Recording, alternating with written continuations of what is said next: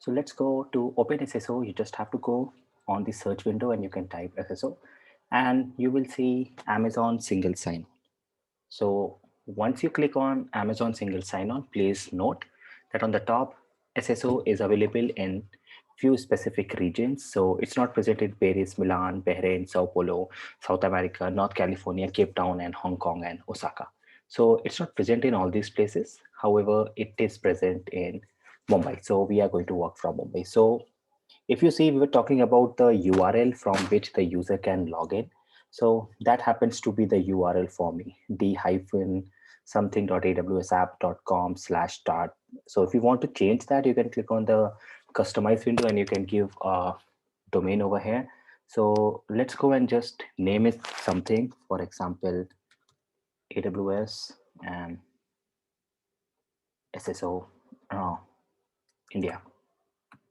Okay, so if that is available to you, it will save, and henceforth, anyone who has to log in can directly log in via https aws sso india.awsapps.com/start. So let's have a look at it at how it's going to look like. So if in case someone is logging in, like we said, they'll be having access to their IDs and password for whatever you are creating.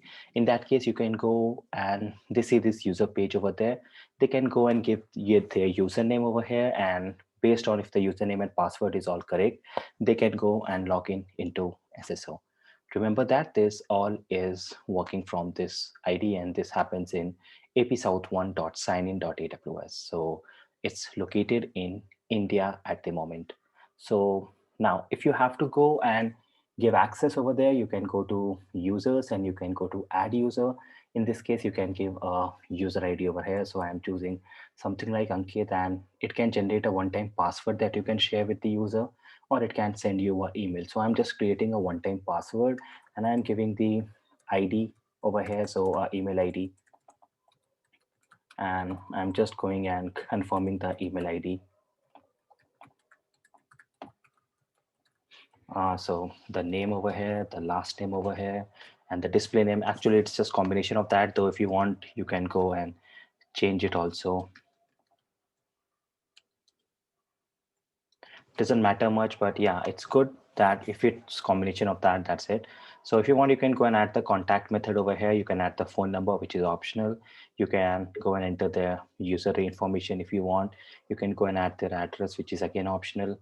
So let's say, mhm, let's just go and give some locality. Let's say,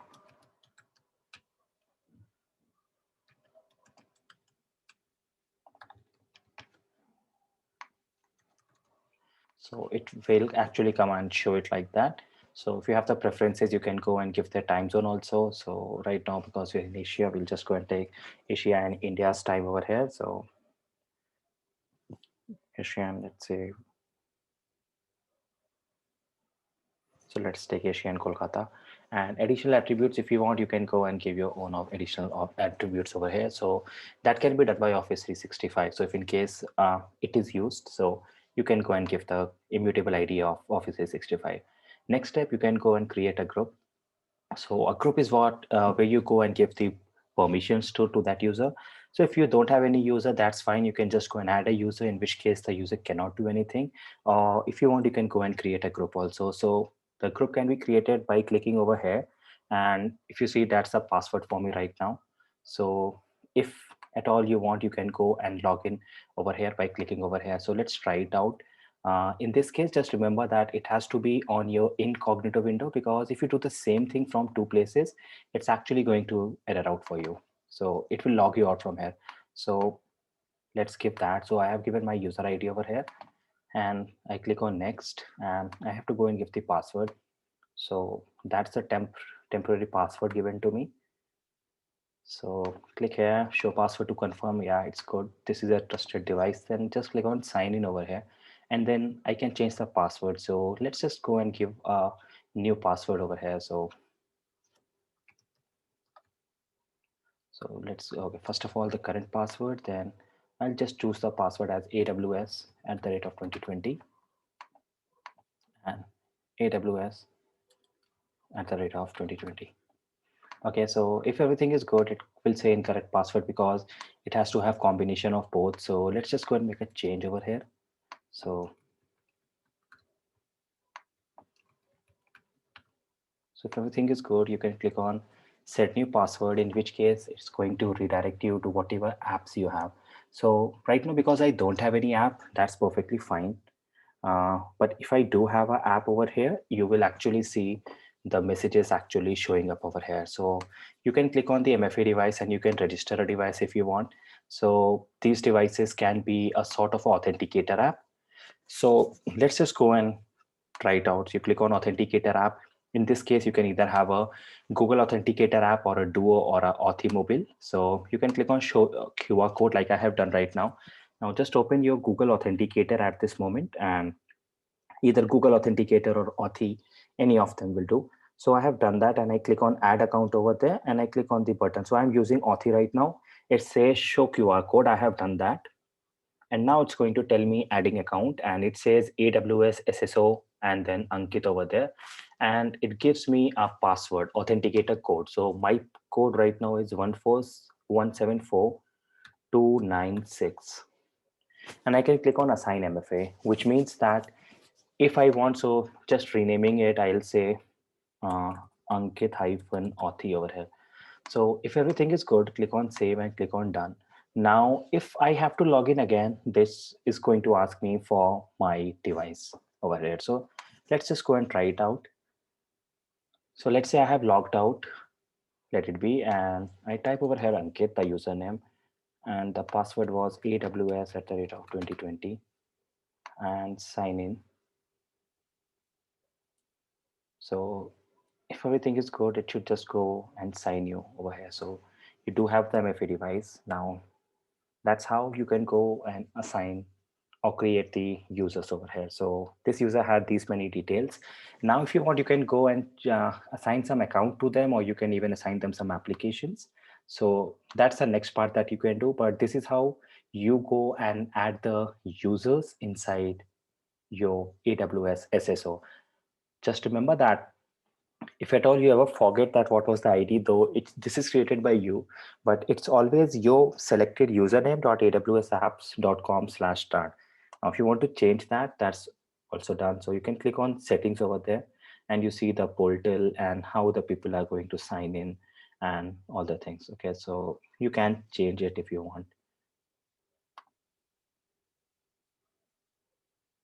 So next step over here will be, we have already created the users. Now, if you want, you can go and create a group. So let's say I decide to create a group, you can give it a name. Let's call it as, let's say developers, and description. Let's say this is the group for the developers, and you click on create over here. Now you do have a group named as developers. So if you click over there, you can go and add a user. So let's say I decide to add a user. Because I only have one user right now, it's going to show me that user. I click on add one user and the user is there. By that same logic, if you want to remove them, you can select here and click on remove user and the user will be deleted. So let's go and add the user right now. Add one user. So at this point of time, you can see that the user has been created, and that's the group ID uniquely created by AWS. Okay, now if you want to go, you can also assign them to a AWS account if you want. So that's the root user over here.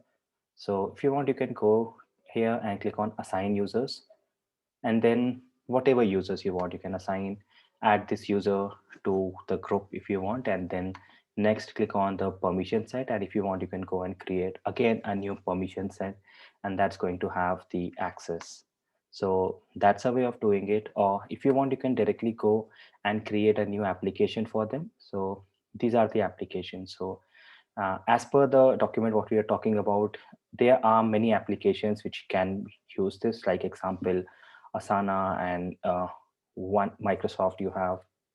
So you can go and take that also. If you have your own customized application, you can put that also. You can just assign the applications over there. In this case, this is already pre-integrated with AWS. So in this way, you can directly take help of them. For example, let's take example of Adobe Experience Manager. You can choose add application. Then you will just have to go and copy these URLs and put it inside the portal over there. Okay, so Once everything is done, you click on save changes. Now if someone is logging from there, in that case you can directly go and they can go and directly log in over here also. So that's a way by which you can also add the applications to your SSO. Now if you want to add the users to that application, assign user, you already have a user, you can just go and assign the user over there. So this user will be logged in via the tool that we have used. So if you want, you can, you already have added an application.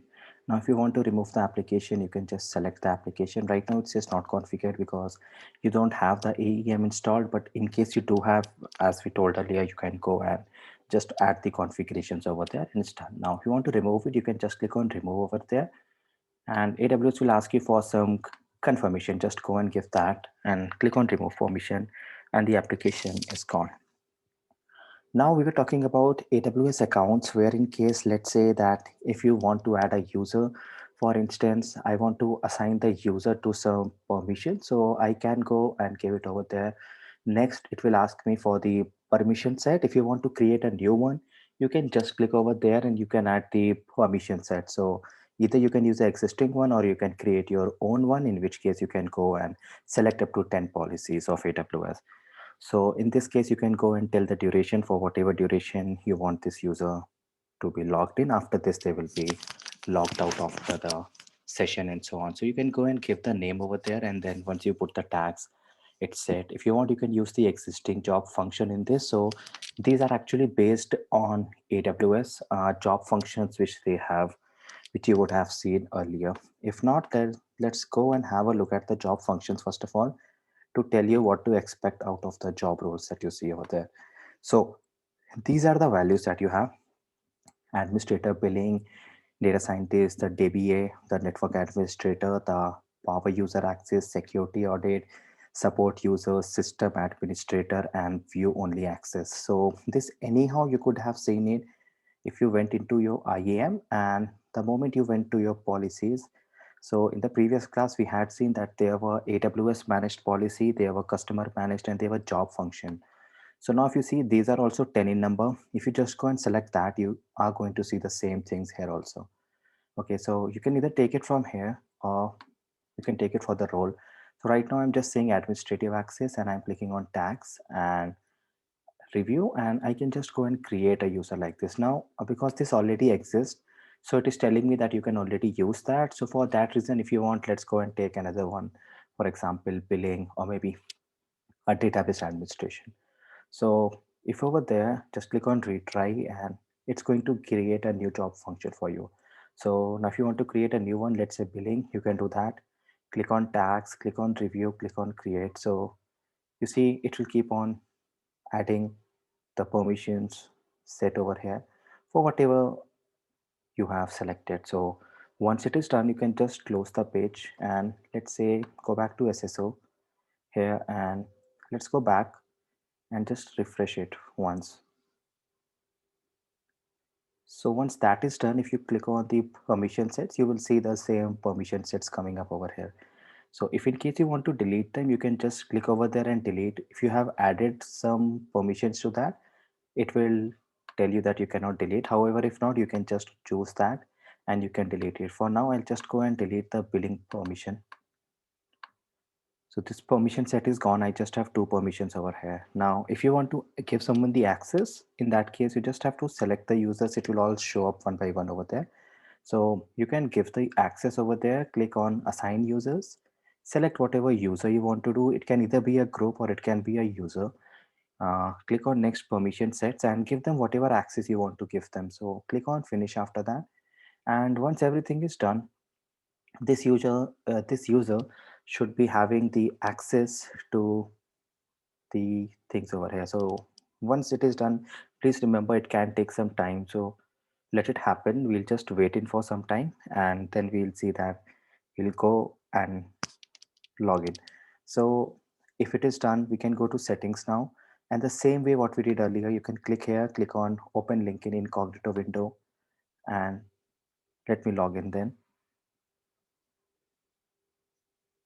So let's give the username here and let's give the password here. And now if you remember, if everything is good, it should also ask you for the MFA. So MFA, my author is telling me this code over here, so let's just put it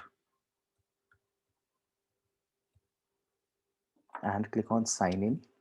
Now if everything is good, it should start and it should tell you that you are indeed attached to one AWS account, and you click over there, it will take you to your AWS account. So that's how you work on SSO Live. Now clicking on this is going to show you that yes, you are tagged in to that particular account, and it shows you the details of that particular account. Furthermore, clicking on that and then clicking on your name is going to tell you that you can go and you do have the administrative access and you do have the database administrator access. So if in case you are working on CLI, you can click over there and it will take you to the programmatic access. If in case you are working on the management console via the browser, you can click over there and it will take you to that console. So let's say that we are working on the programmatic console. So for that, click there and click on the command line of programmatic window. In that case, it is telling you that in case it have understood the OS is Mac or Linux, so it is just telling you that you can run these commands over there where you have the access key ID, you have the secret key, and you have the token. Actually, both are the same over here. So this is if you are doing it programmatically. This is if if you want to add it to the environment variable as it is, or else if you have a client. So if you go back to the SDK class where you can go and create your own provisioning for the resources, in that case you will need the access key ID, the secret access key, and the token. Once you have this, you can go and log in into the service. Now it can also happen for Windows. So in case of Mac or Linux, it happens via export. In case of Windows, it happens via set over here. Please remember that you will also have to have CLI. So if you need AWS CLI access, you can just go and type in AWS CLI and download. So once you do that, just open the first link of AWS and it's going to show you a MSI file over there. This MSI file can be used to download. So let's click over here, AWS CLI and MSI, and the moment you click here, it will start to download the MSI package like it has in my case. So if you are on Windows, you can just click over there and click on open, and it's going to install CLI, and then you can go and run it and then just go and run these commands as it is. So if on Windows you are working on PowerShell, you can just go and put these values over there. So if you click here, it will just copy everything. If you are doing it via a program, you can use these credentials over here.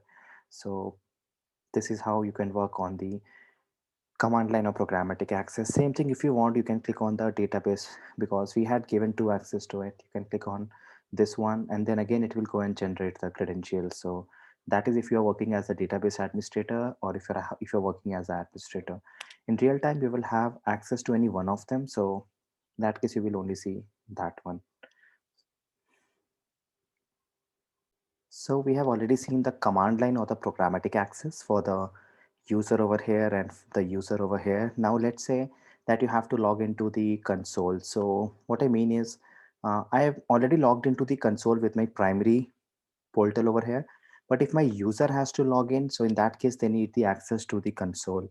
So in that case, they can just click on management console. It's going to take some time right now. But once it is all set up, you will see that you are also logged into the AWS console as it is. Just have a look over here. Over here on the top, it says that you are reserved and you have the administrative access, and that's your token ID. And over here, it tells you the name of the user. So that's the name of the user. By that same logic, if you go and have a look at this console over here, so the primary console that we use to log into AWS.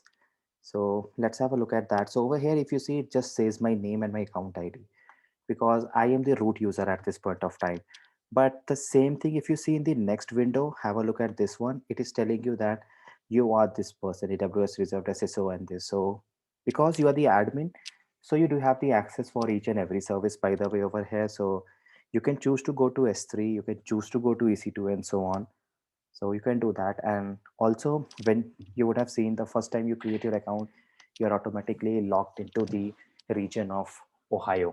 So for that reason, actually, if you go to any of the services, for example, EC2 and so on, you will automatically see that you are logged into Ohio itself, which happens to be US East 2 over here. that you could have seen from here also, that you could have seen from here also. So right now, because you are the admin, you can go and access anything.